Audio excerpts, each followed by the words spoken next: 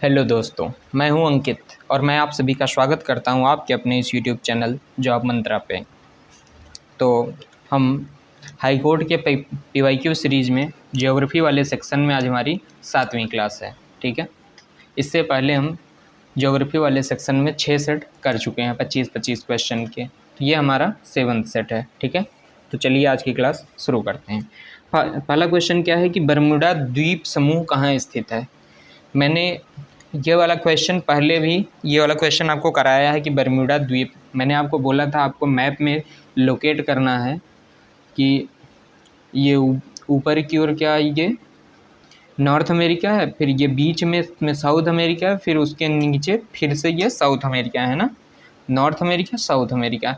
इसके बीच में ये जो मिडिल वाला अमेरिका वाला रीजन है, इसके जब आप ईस्ट में जाएंगे और अफ्रीका के पश्चिमी हिस्से में आएंगे तो यहीं पर आपको बरमूडा ट्रायंगल देखने को मिलेगा। कहाँ पे? यहाँ पे बरमूडा ट्रायंगल देखने को मिलेगा। तो यदि आप इस वाले पॉइंट को लोकेट करेंगे तो ये आपको कहाँ पे मिलेगा? उत्तरी अटलांटिक महासागर में, यानी नॉर्थ अटलांटिक ओशियन में मिलेगा, है ना। तो इसका क्या ऑप्शन सही हो गया? ऑप्शन बी सही हो गया। मैंने आपको बताया था कि जब भी आपको ज्योग्राफी करना है तो मैप आपको आपके आंखों के सामने खुला होना चाहिए, इंडिया और वर्ल्ड का। ठीक है, आप किसी भी पॉइंट को एक बार मैप में लोकेट कर लेंगे तो वो आपको ज़्यादा टाइम तक याद रहेगा, बजाय इसके कि आप उसको आप ऐसे ही रैंडम पढ़ के छोड़ दीजिए। ठीक है, यहाँ से एक फैक्ट और आप जान सकते हैं, ये जो बरमूडा ट्रायंगल का जो ये है, मतलब कि इस पे कब्जा है इस समय, वो अपना दावा पेश करता है यूके यानी यूनाइटेड किंगडम अपना इस पे दावा पेश करता है। ठीक है, अगला क्वेश्चन देखते हैं। वायुमंडल की वायु पृथ्वी के से किसके द्वारा जुड़ी हुई होती है। ये वाला भी क्वेश्चन हम लोग पहले कर चुके हैं, तो ये हम लोगों ने देखा तो उस समय क्या आंसर आया था?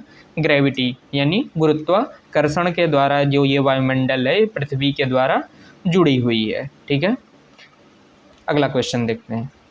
अंटार्कटिका की खोज करने वाला पहला व्यक्ति कौन था? अंटार्कटिका की खोज करने वाला पहला व्यक्ति का नाम था फैबियन वेलिंग शासान। क्या? फैबियन वेलिंग शासान। फैबियन वेलिंग शासान, यानी कि ऑप्शन बी सही था। ठीक है, इसका क्या ऑप्शन सही था? ऑप्शन बी सही था। ठीक है, अगला क्वेश्चन देखते हैं।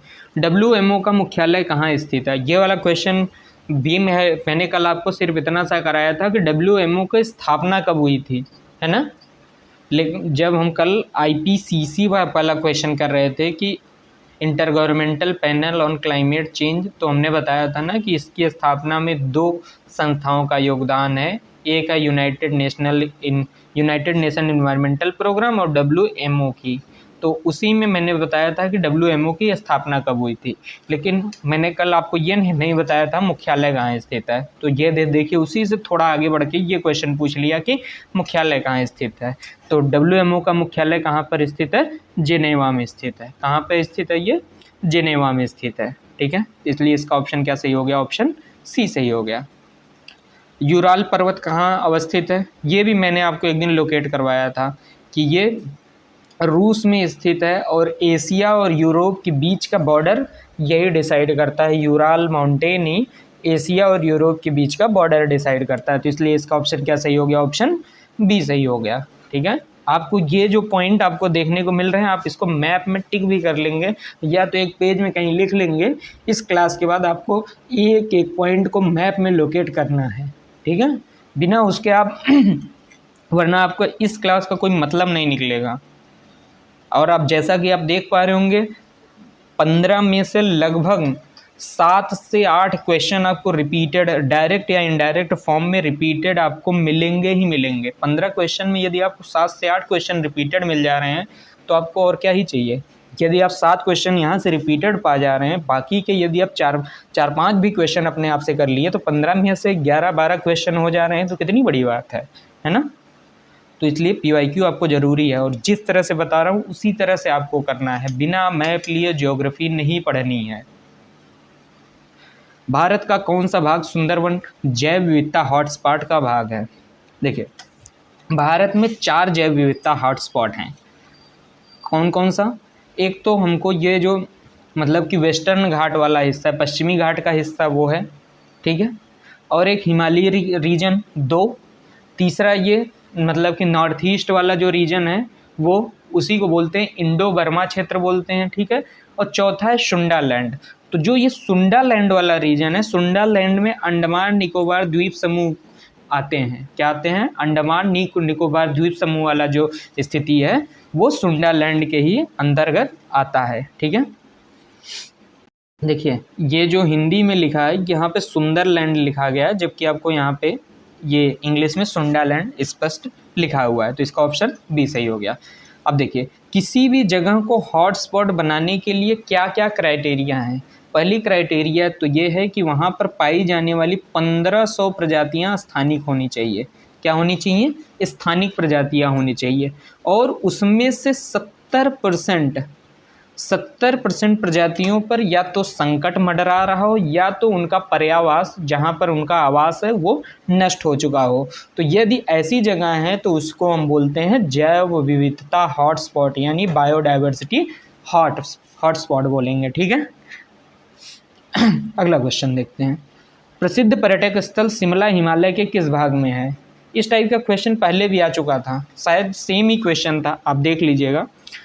शिमला हिमालय कहाँ पे पाया जाता है? शिमला हिमालय लेसर हिमालय में पाया जाता है। कहाँ पे? लेसर हिमालय में पाया जाता है, इसलिए इसका ऑप्शन क्या सही हो गया? ऑप्शन बी सही हो गया, ठीक है। इसी पर्वत श्रेणी में आपको कहाँ धर्मशाला, शिमला, मसूरी, डलहौजी, नैनीताल सभी मिलेंगे। कौन कौन से मिलेंगे? जैसे आपको याद रखना है क्या? धर्मशाला, ठीक है, शिमला तो कोई क्वेश्चन में दिया ही है, इसी में आपको मसूरी भी इसी में आता है, ठीक है, डलहौजी भी यहीं पे आता है, डलहौजी भी आता है, और नैनीताल भी इसी लेसर हिमालय का ही हिस्सा है। कौन सा? नैनीताल, ठीक है।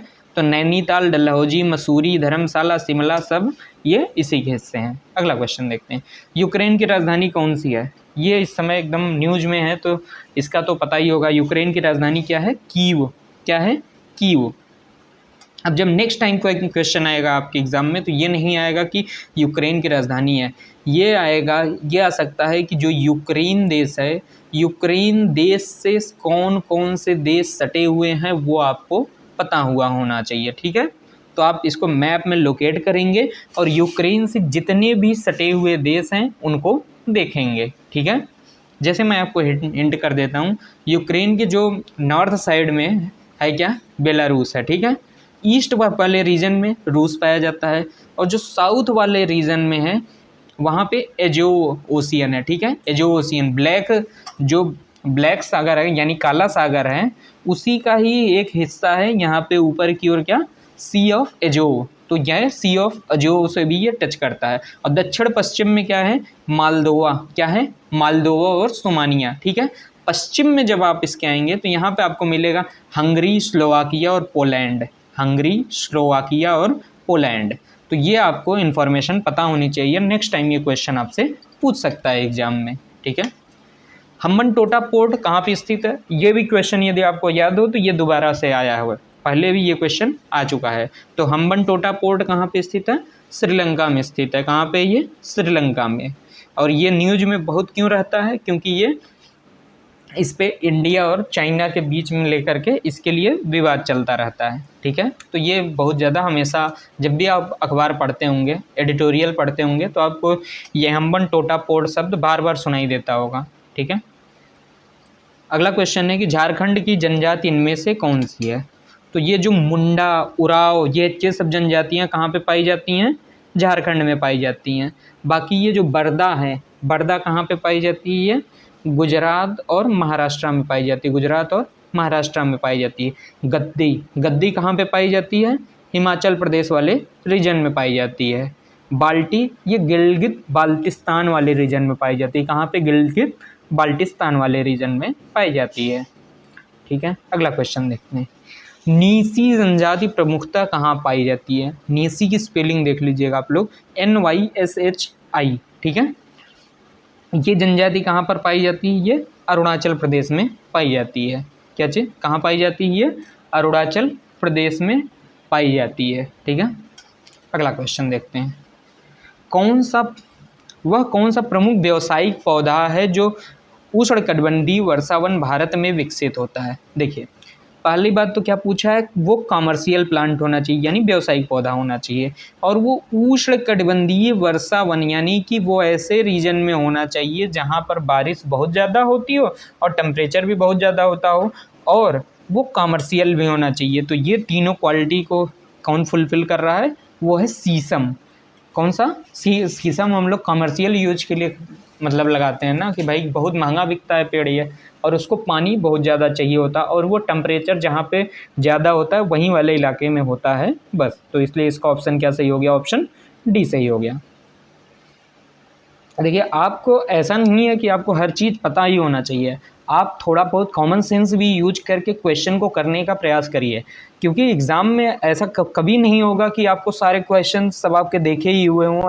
यदि आप कॉमन सेंस यूज करेंगे तो काफ़ी क्वेश्चन सिर्फ आपके कॉमन सेंस के थ्रू हो जाएंगे। ठीक है, आपको ऐसे बहुत बड़ा इसके लिए ऐसे ज्ञाता होने की ज़रूरत नहीं है। जैसे अगला क्वेश्चन है, वायनाड वन्यजीव अभ्यारण्य किस राज्य में है? वायनाड अभ्यारण्य नहीं पता है आपको? वायनाड तो पता है ना, वायनाड एक मतलब कि लोकसभा सीट है जहाँ से राहुल गांधी सांसद हैं, तो आपको ये पता होगा कि यार ये कहाँ पे है, केरल में है। तो हो गया, सही है, ये ऑप्शन आपने टिक कर लिया कॉमन सेंस से। तो आपको ज़रूरी नहीं है कि आपको एकदम ऐसे ज्योग्राफी में हर चीज़ आता ही हो, आप जहाँ से भी जिस तरह से जैसे भी जुगाड़ लगा के क्वेश्चन हो पा रहा है क्वेश्चन करिए। ठीक है, आपका एक ही मकसद है कि क्वेश्चन का आंसर आ जाए, तो आ रहा है तो अच्छी बात है। ठीक है, निम्नांकित में से कौन सा विकल्प अत्यधिक संकटापन्न के रूप में वर्गीकृत किया गया है? देखिए अब इसमें 4 ऑप्शन दिए हैं, 4 के चारों ऑप्शन ऐसे हैं कि शायद ही आपने कभी सुने हों इनके नाम। जैसे पहला ऑप्शन है peacock tarantula, silverfish, springtail, common सेल्डक। ठीक है, अब ये ऐसे नाम है कि ये हम लोग जनरली इनको कभी नहीं पढ़ते हैं, न तो सुनते हैं। या तो आप इसके लिए बहुत ज़्यादा रिसर्च हुआ होना चाहिए, या तो फिर आपको पता है तो ठीक है, वरना फिर आप इसको छोड़ भी सकते हैं। बाकी इसका आंसर क्या सही है, पिकॉक टेरेंटुला। क्या है ये? अत्यधिक संकटापन्न, यानी कि ये इंडेंजर्ड पूछा है। अत्यधिक संकटापन्न का मतलब क्रिटिकली इंडेंजर्ड वाले सेक्शन में हमको देख के बताना है कि ये कौन सा पाया जाता है, तो वो है पिकॉक टेरेंटुला। बाकी मैं तो यही सजेस्ट करूँगा कि इन सब क्वेश्चन को लेकर के आप ज़्यादा परेशान नहीं हुआ करिए। यदि 15 क्वेश्चन आया है तो आपको एक आध दो क्वेश्चन तो ऐसे देखने को मिलेंगे ही जो नहीं हो पाएंगे। ठीक है, तो ऐसे परेशान होने की ज़रूरत नहीं है, इनको छोड़ देना होता है। निम्न में से एक राजस्थान का राष्ट्रीय उद्यान अभ्यारण्य नहीं है। देखिए इसमें भी आपको कॉमन सेंस ही यूज करना पड़ेगा। जैसे सीता माता वन्यजीव अभ्यारण्य आपको पता है, हो सकता है पता हो, नहीं पता हो। दर्रा गेम अभ्यारण्य हो सकता है पता हो, नहीं पता हो। केवलादेव सबको पता होता है, ये भरतपुर वाले रीजन में स्थित है, राजस्थान में स्थित है। सी वाला ऑप्शन पता होता है।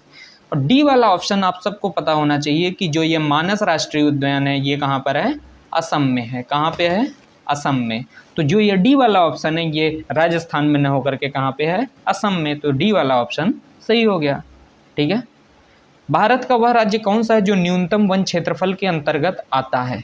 जो न्यूनतम वन क्षेत्रफल के अंतर्गत आते हैं वो वाले रीजन है हरियाणा पंजाब वाला जो रीजन है, वहाँ पे वन क्षेत्र बिल्कुल ही कम मात्रा में पाया जाता है, नाम मात्र का पाया जाता है। तो इसलिए इसका ऑप्शन क्या सही हो गया, ऑप्शन बी वाला रीजन हो गया। ठीक है, यदि आपको बताना है कि सबसे ज़्यादा कहाँ पे पाए जाते हैं, एरिया वाइज देखना है, तो सबसे ज़्यादा आपको एमपी में मिलता है, उसके बाद अरुणाचल प्रदेश में आपको मिलेगा, उसके बाद आपको कहाँ मिलेगा, छत्तीसगढ़ में मिलेगा, उसके बाद कहाँ पे मिलेगा, ओडिशा में मिलेगा। ठीक है, पहले नंबर पे एमपी, दूसरे नंबर पर अरुणाचल प्रदेश, तीसरे पे छत्तीसगढ़ और चौथे पे ओडिशा। ठीक है, आप इस सीक्वेंस को याद रखेंगे, हो सकता है ऐसे क्वेश्चन दोबारा रिपीट हो जाएं भविष्य में।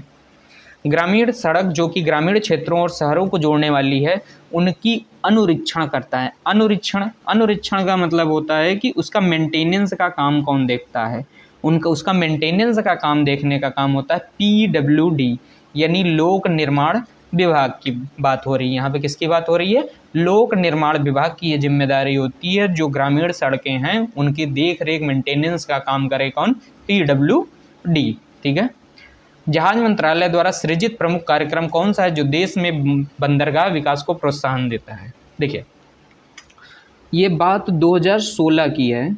उस समय एक इम्पोर्टेंट योजना ये आई सागर माला कार्यक्रम से। किस नाम से आई? सागर माला कार्यक्रम से। इसमें ये लक्ष्य रखा गया कि जो देश में जो बंदरगाह हैं, जो बंदरगाह की कैपेसिटी को बढ़ाना है, उनको और बेहतर बनाना है, ताकि जो दुनिया के और देशों के पास बंदरगाह हैं हम उनसे compete कर सकें। ठीक है, वहाँ पर सुविधाओं को बढ़ाना है, कंटेनर शिपिंग सबको बेहतर करना है। ठीक है, तो 18वें का क्या ऑप्शन हो गया? Option A. और आपको यहाँ पे ये ध्यान रखना है कि सागरमाला कार्यक्रम कब आया था? 2016 में। और किस मंत्रालय के तहत आया था? जहाजरानी मंत्रालय यानी मिनिस्ट्री ऑफ शिपिंग के तहत आया था। ठीक है, अगला क्वेश्चन देखते हैं। निम्नांकित में से भारत का सबसे नियोजित शहर कौन सा है? सबसे नियोजित शहर यानी कि आप किसी भी शहर को ड्रोन से देखें तो वहाँ पर आपको एकदम परफेक्टली क्लियर होना चाहिए कि भाई यहाँ पे ये चौराहा है तो यहाँ से ये मेन रोड निकली है। मेन रोड से जो गलियाँ गई हैं वो एकदम व्यवस्थित रूप से होना चाहिए, यानी कि एकदम पूरा प्लान करके वो शहर बसाया गया हो। जो पूरा प्लान करके शहर बसाया गया है वो इन चारों ऑप्शन में से है चंडीगढ़। चंडीगढ़ सबसे प्लान्ड सिटी है, यानी कि सबसे ज़्यादा प्लान करके इसी को बनाया गया। किसको? चंडीगढ़ को। भारत में इंटरनेट का शुरुआत कब हुआ? भारत में इंटरनेट की शुभारंभ हुआ 1986 में। कब हुआ? 1986 में। आपको ये क्वेश्चन याद रखना है। ठीक है, कि भारत में इंटरनेट की शुरुआत कब हुई? 1986 में। कौन सा पर्वत श्रेणी सबसे नवीनतम है? देखिए पिछले सेट में ये आया था ना कि कौन सा पर्वत श्रेणी सबसे प्राचीन है, तो हमने क्या टिक किया था? अरावली। अब क्या पूछा है कि सबसे नवीन, न्यू यानी कि मोस्ट रिसेंट पर्वत कौन सा है? तो मोस्ट रिसेंट क्या है? हिमालय, यानी कि ऑप्शन बी सही है। इसका क्या ऑप्शन सही है? ऑप्शन बी सही है। ठीक है, अगला क्वेश्चन है, वह कौन सा महाद्वीप है जो सर्वाधिक भूमध्य रेखा क्षेत्र के रूप में आता है? देखिए जब आप मैप देखेंगे, मैप उठाएंगे, तो जब आप उसमें भूमध्य रेखा को देखेंगे यानी इक्वेटोरियल रीजन को, इक्वेटोरियल लाइन, वो आपको पता है कि कुल मिला के 13 देशों से होकर गुजरता है। और कौन कौन से महाद्वीप के 13 देश हैं वो? पहला तो ये है, आपको सबसे पश्चिम में साउथ अमेरिका दिखेगा, फिर उसके बाद ये अफ्रीका से होकर के गुजरता है, फिर अफ्रीका से होकर के गुजरते हुए ये जो एशिया वाले रीजन है, एशिया वाले कुछ देशों से होकर के गुजरता है, फिर ये घूम करके फिर ये आकर के ऐसे चला जाता है। यही तो इक्वेटोरियल रीजन होता है। तो जो इसमें कह रहा है कि सबसे ज़्यादा क्षेत्र जो जिसको कवर करता है तो वो है अफ्रीका। किसकी? ये है अफ्रीका, यानी भूमध्य रेखा की सबसे ज़्यादा लंबाई कहाँ पर है? अफ्रीका वाले रीजन में। तो इसका ऑप्शन क्या हो गया? ऑप्शन बी सही हो गया। ठीक है, चलिए अगला क्वेश्चन देखते हैं। निम्नांकित में से किस मैदान में चूना पत्थर स्थलाकृत संबंध है? देखिए जो कास्ट मैदान बनते हैं, क्या? कास्ट मैदान, यानी कि ऑप्शन सी। इसको समझते हैं। जैसे ये ज़मीन है, ठीक है, समझिए कि ये ज़मीन है, ठीक है, यहाँ पे मिट्टी है, मिट्टी के बगल में यहाँ पे क्या है? चूना है। ठीक है, ये इस वाले रीजन में क्या है? मिट्टी है, जबकि यहाँ पे क्या है? चूना है। ठीक है, जब यहाँ से पानी बहते हुए ऐसे जाएगा तो यहाँ मिट्टी को तो ये उतना बहा कर नहीं ले जा पाएगा, हालांकि मिट्टी को बहाता है लेकिन उतना पानी नहीं बहा पाएगा। लेकिन जब ये चूना को आएगा तो चूना को ये पूरी तरह से बहा कर ले जाएगा। यदि मिट्टी इसके बाद है तो यहाँ पे जो पानी बह रहा है यहाँ पे विलुप्त हो जाएगा और ये ज़मीन के नीचे से पानी जाने लग जाएगा ना, तो इसी को बोलते हैं हम कास्ट प्लेन। क्या बोलते हैं? कास्ट प्लेन बोला जाता है। तो इसका ऑप्शन क्या होगा? सी। और ये कहाँ पे बनता है? जहाँ पे चूना पत्थर होता है वहीं पे ये वाला आकृति बनती है। ठीक है, कोकस प्लेन किसके किसके बीच स्थित है? देखिए जब आप मैप उठाएंगे और कोकस प्लेन को लोकेट करेंगे तो जब आप देखेंगे कि ये वाला कौन सा रीजन है? ये नॉर्थ अमेरिका है, इसके नीचे फिर से ये क्या है? साउथ अमेरिका वाला रीजन है। तो यहाँ पे यहीं पे जो मध्य अमेरिका है और यहाँ पे आपको कौन सा मिलेगा? कौन सा? यहाँ पे आपको अटलांटिक ओशियन मिलेगा और यहाँ पे क्या है? प्रशांत महासागर है ना? प्रशांत महासागर है, यहाँ पे मध्य अमेरिका, यहाँ पे क्या मिलेगा आपको? प्रशांत महासागर, और इस तरफ क्या मिलेगा? अटलांटिक महासागर। तो मध्य अमेरिका और प्रशांत महासागर के बीच में ही आपको कोकस प्लेट मिलेगी। क्या? कोकस प्लेट मिलेगी। तो कोकस प्लेट कहाँ पे हो गई है? मध्य अमेरिका और प्रशांत पट्टी के बीच में। तो इसका ऑप्शन क्या सही हो गया? ऑप्शन ए सही हो गया। ठीक है, जितने भी ये लोकेशन मैप वाले क्वेश्चन हैं आप मैप में इनको जरूर से एक बार लोकेट कर लीजिएगा, वरना कोई मतलब नहीं निकलेगा, दोबारा क्वेश्चन आएगा तो आपसे नहीं हो पाएगा। ठीक है, महान विक्टोरिया मरुभूमि कहाँ पर है? यानी कि विक्टोरिया डेजर्ट कहाँ पे स्थित है? विक्टोरिया डेजर्ट कहाँ पे है? ऑस्ट्रेलिया में। कहाँ पर है? ऑस्ट्रेलिया में। ठीक है, ऑस्ट्रेलिया में है। ठीक है, अब आपको ये काम है कि ये होमवर्क है आपके लिए कि जो ऑस्ट्रेलिया वाला रीजन है, ऑस्ट्रेलिया वाले रीजन में मतलब कि जो टॉप के 5 मरुस्थल हैं उनको मैप में लोकेट करना है और कमेंट सेक्शन में बताना है कि वो 5 जो मरुभूमियाँ हैं, डेजर्ट हैं, वो कहाँ कहाँ पे स्थित हैं। यानी कि ऑस्ट्रेलिया के पूरब में स्थित हैं कि पश्चिम में स्थित हैं कि उत्तर में स्थित हैं कि दक्षिण में स्थित हैं। ठीक है, कभी कभार क्वेश्चन ऐसे भी बन जाते हैं कि ये वाला डेजर्ट, जैसे गिब्सन डेजर्ट कहाँ पे ऑस्ट्रेलिया के किस भाग में स्थित है, पूरब में स्थित है, पश्चिम में स्थित है। ठीक है, ताकि जब भी ये क्वेश्चन इस तरह से रिपीट हो ताकि आपसे हो जाए। ठीक है, अब जब आप इतना मेहनत करेंगे, इतना मैप में लोकेट करेंगे तो आपको चीज़ें एकदम क्लियर होंगी। ठीक है, जब भी दोबारा क्वेश्चन इस तरह से आएगा आप उसको कर ले जाएंगे। ठीक है, चलिए चलते हैं। Thank you.